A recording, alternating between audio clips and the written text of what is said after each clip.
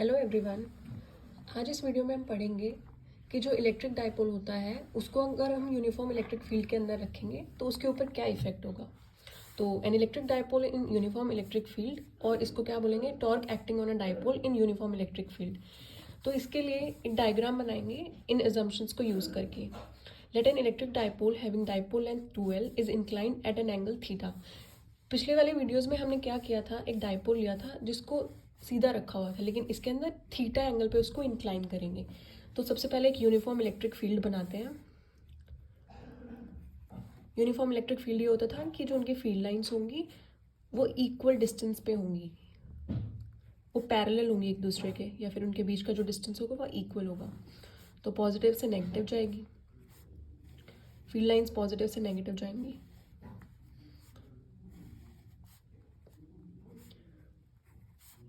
ये एक uniform electric field हो गया।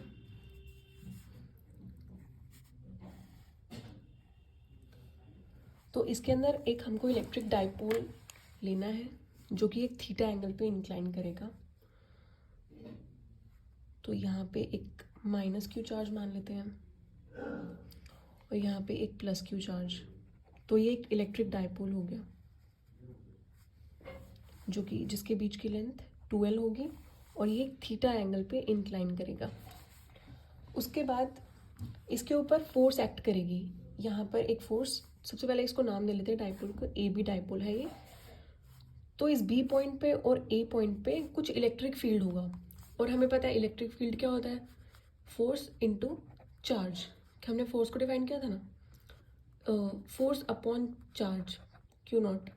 टेस्ट चार्ज होता है, इलेक्ट्रिक फील्ड की वैल्यू क्या होगी, E is equals to F upon q naught. तो जहाँ पे इलेक्ट्रिक फील्ड होगा वहाँ पे फोर्स भी होगी। तो यहाँ पे कुछ इलेक्ट्रिक फील्ड है और इसके लिए हम फोर्स की डायरेक्शन डिफाइन करेंगे। जैसे कि ये पॉजिटिव चार्ज है और ये नेगेटिव चार्ज है, तो इलेक्ट्रिक फील्ड की डायरेक्शन क्या होती है, पॉजिटिव से नेगेटिव। तो इलेक्ट्रिक फील्ड डायरेक्टली प्रोपोर्शनल है फोर्स के, तो फोर्स की डायरेक्शन भी क्या होगी, पॉजिटिव से नेगेटिव। तो फोर्स की डायरेक्शन होगी पॉजिटिव से नेगेटिव इस तरफ। F1 इज इक्वल्स टू,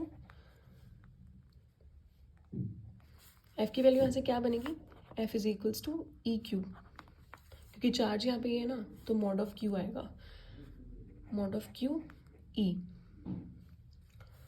एक फोर्स का फॉर्मूला स्टार्टिंग, जो सबसे पहले फोर्स का फॉर्मूला होता है कूलम्स लॉ से, K mod of Q1 mod of Q2 and r square. तो हमने ई की वैल्यू क्या थी, K mod of Q1 divided by r square. तो ये वैल्यू ऊपर डाल देते हैं, तो फोर्स की वैल्यू क्या बनी, Q2 mod of Q2 E। तो ये फॉर्मूला आ गया, ये हम यहाँ पे ऐसे यूज़ कर रहे हैं। तो F1 की वैल्यू क्या आई, मॉड ऑफ क्यू ई। ऐसे ही हम यहाँ पे इस नेगेटिव चार्ज के लिए डिफाइन करेंगे। तो इसके लिए डायरेक्शन क्या बनेगी, तो इस माइनस क्यू चार्ज के लिए हमारी जो फोर्स की डायरेक्शन होगी वो इस तरफ होगी। ऐसा क्यों होगा, क्योंकि माइनस क्यू चार्ज है और यहाँ पे पॉजिटिव चार्ज है, पॉजिटिव ये हमने चार्ज लिया हुआ है। तो क्या होता है, पॉजिटिव नेगेटिव में क्या होगा, अट्रैक्शन होगा। तो माइनस क्यू प्लस क्यू, तो ये इधर की तरफ फोर्स जाएगी, क्योंकि इधर अट्रैक्शन हो रही है, चार्ज इस पॉजिटिव चार्ज की तरफ आएगा, तो इसलिए जो फोर्स लगेगी वो भी इधर लगेगी। सेम इसके लिए है कि प्लस क्यू चार्ज है और इधर माइनस चार्ज है, तो पॉजिटिव नेगेटिव में क्या होगी, अट्रैक्शन होगी, तो हमारी फोर्स इधर जाएगी क्योंकि ये पॉजिटिव चार्ज इसकी तरफ अट्रैक्ट करने लग जाएगा। तो सेम इसके लिए है। और फोर्स का फॉर्मूला क्या होता है, ई की टर्म्स के अंदर ई क्यू, लेकिन यहाँ पे नेगेटिव चार्ज है तो इसका मॉड लेंगे। तो सेम इसके लिए F2 is equals to mod of q E. ये समझ आ गया कि डायरेक्शन माइनस क्यू से इधर क्यू होगी, क्योंकि यहाँ पे पॉजिटिव चार्ज है और ये माइनस क्यू अट्रैक्शन, सेम इधर अट्रैक्शन, दोनों में अट्रैक्शन। अब जो हमारी F1 की वैल्यू है, ये जो हमारा यूनिफॉर्म इलेक्ट्रिक फील्ड है, सेम इसके डायरेक्शन में वैल्यू है, मतलब यूनिफॉर्म इलेक्ट्रिक फील्ड भी इस डायरेक्शन में है और F1 भी इस डायरेक्शन में। लेकिन जो हमारी F2 की है, ये यूनिफॉर्म इलेक्ट्रिक फील्ड के ऑपोजिट डायरेक्शन में है, क्योंकि हमारा इलेक्ट्रिक फील्ड इस डायरेक्शन में है और F2 इस डायरेक्शन में। तो हम यहाँ पे लिखेंगे along the direction of electric field, और यहाँ पे लिखेंगे, ये सब रफ है, ये यहाँ पे लिखेंगे opposite to the direction of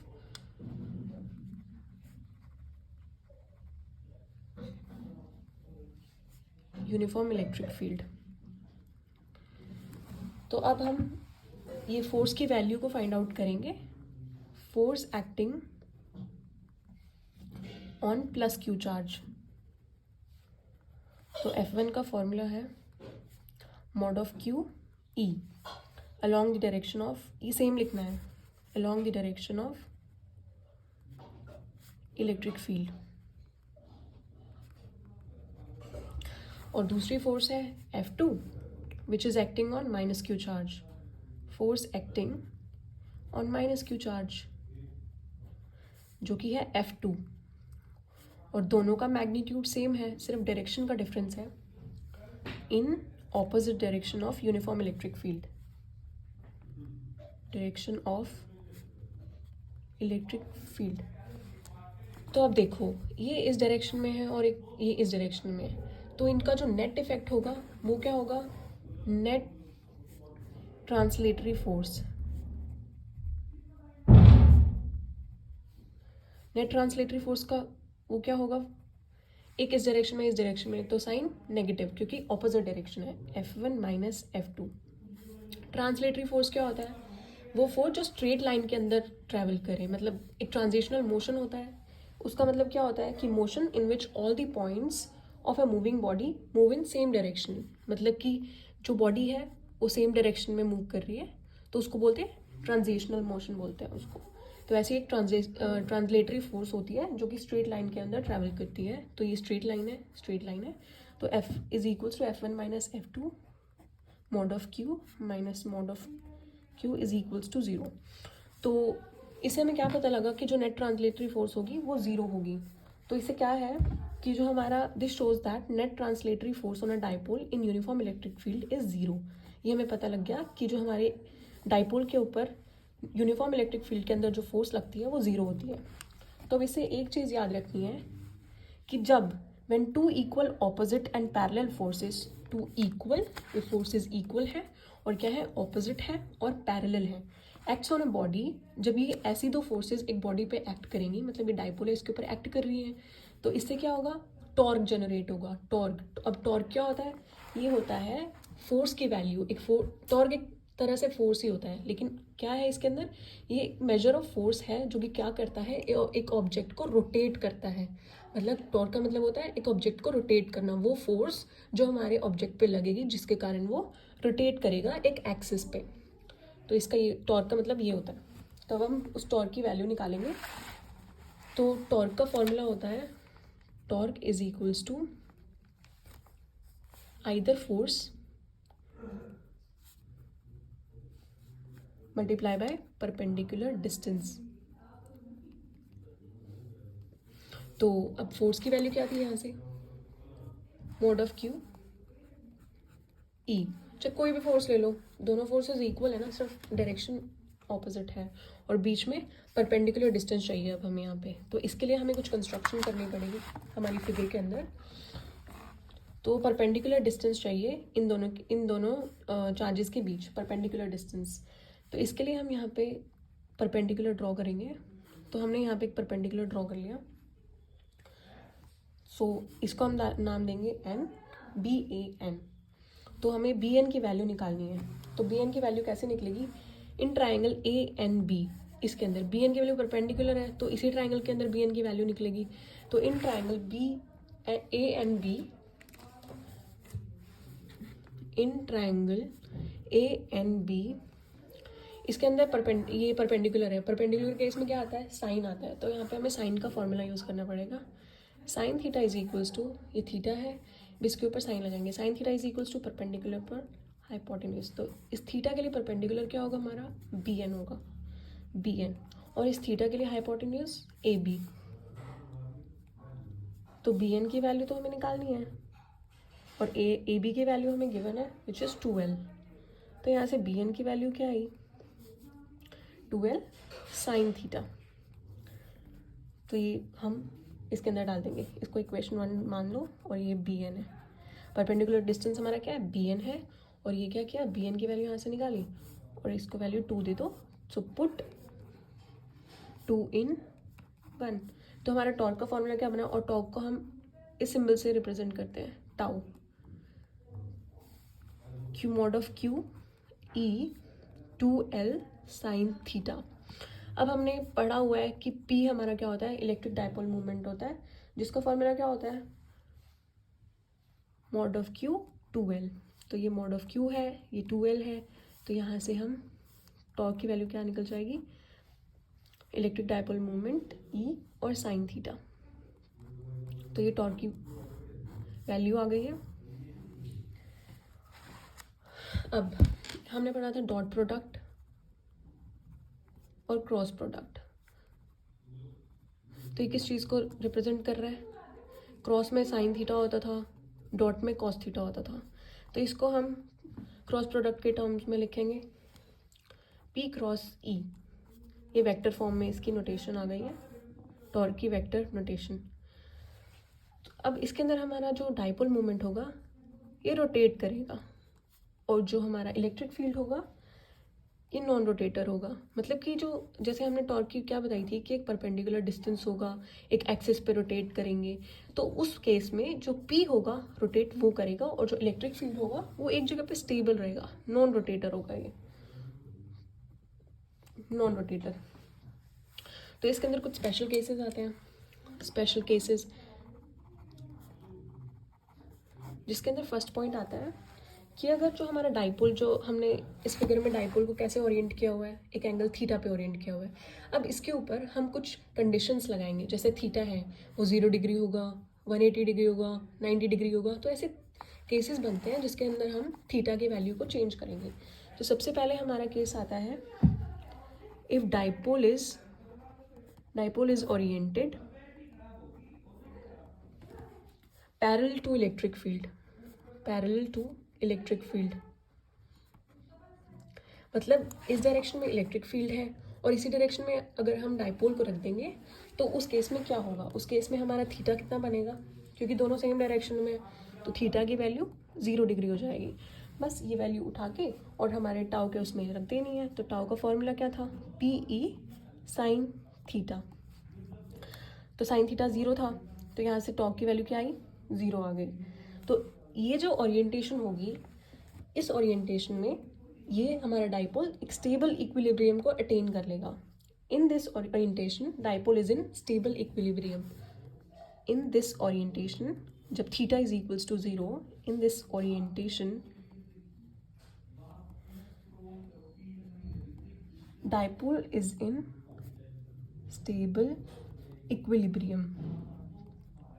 और इसके बाद हमको वो डायग्राम के थ्रू दिखाना भी होता है कि स्टेबल इक्विलिब्रियम क्या होगा, पॉजिटिव नेगेटिव, पॉजिटिव नेगेटिव। ये हमने बना लिया। उसके बाद ये इलेक्ट्रिक फील्ड लाइंस बन गई। अब हमें डाइपोल को करना है, मतलब डाइपोल को और जो हमारी फील्ड लाइंस है उनके बीच का एंगल हमें कितना दिखाना है, 0 दिखाना है। तो हमें डाइपोल को 0, theta is equals to 0 degree पे हमको फिक्स करना पड़ेगा। तो ये हमारा डाइपोल आ गया -Q और +Q, ठीक है, इस डायरेक्शन में।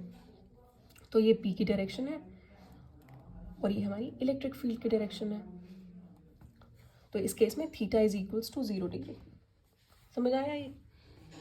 अब हम चलते हैं सेकंड केस के ऊपर, जिसके अंदर हम अपने डाइपोल को एंटी पैरेलल रोटेट कराएंगे, मतलब थीटा की वैल्यू 180 डिग्री हो जाएगी। तो हमारा थर्ड केस आएगा, सेकंड केस आएगा, इफ डाइपोल इज ओरिएंटेड